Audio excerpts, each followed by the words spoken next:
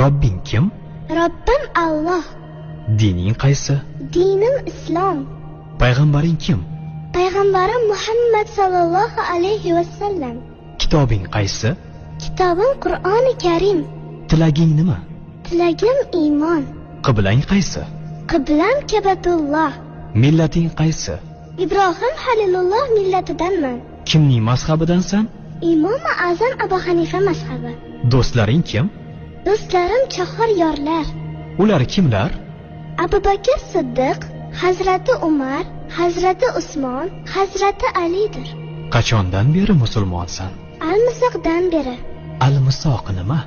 Alloh taolo ruhimizni yaratib, ulardan va'da olgan kun. E'tiqoding qaysi?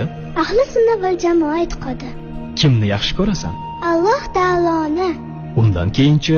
Payg'ambarimiz Muhammad alayhissalomni. Undan keyinchi?